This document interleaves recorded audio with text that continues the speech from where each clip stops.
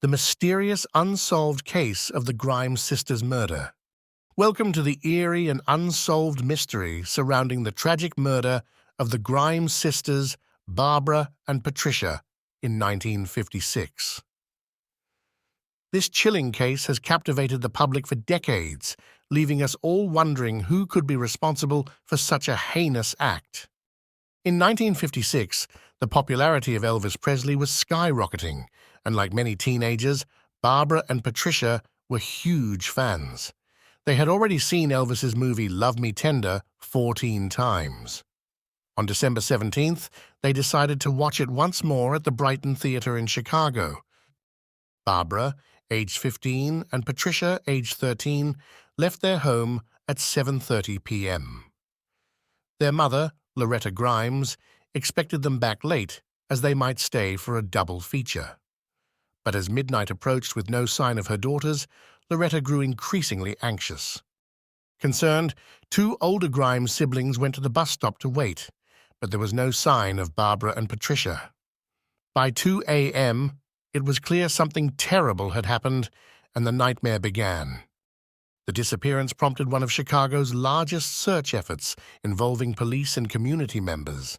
Despite exhaustive efforts, the girls remained missing, and the city was on edge. As the search continued, numerous sightings were reported across various states, including Tennessee, sparking rumors that the girls had run away to meet Elvis. Elvis himself even issued a public plea for their return, which only fueled more speculation. Despite the frenzy, there were no concrete leads, and Loretta Grimes was adamant her daughters had not run away, especially without their cherished Christmas gift, a brand new AM radio. Then, on January 22, 1957, a shocking discovery was made. Leonard Prescott spotted what he thought were mannequins on a secluded road.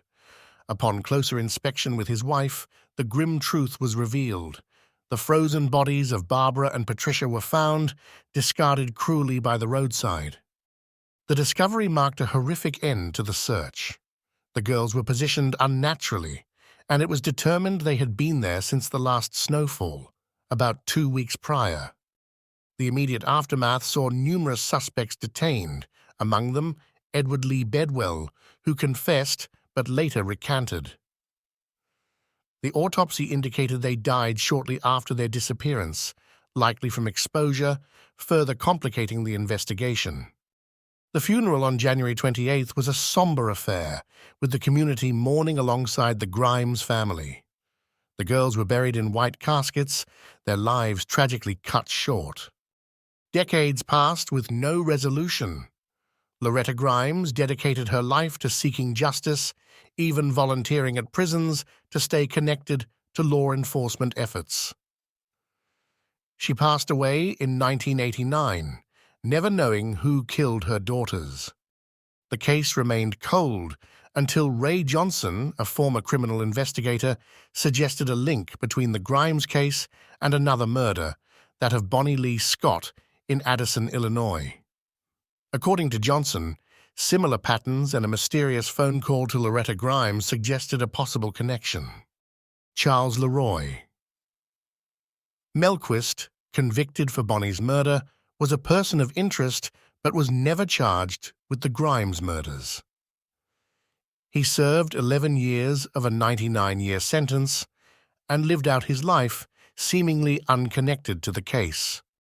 Today, a Facebook group led by Johnson continues to gather members and push for answers in the hopes of finally solving the chilling mystery of what happened to Barbara and Patricia Grimes on that cold December night in 1956. This unsolved case remains a haunting reminder of the fragility of life and the persistence of hope in the face of tragedy. Join us as we continue to explore this case, seeking justice for the Grimes sisters. Don't forget to give a like, share, and click subscribe to receive notification when we drop new content.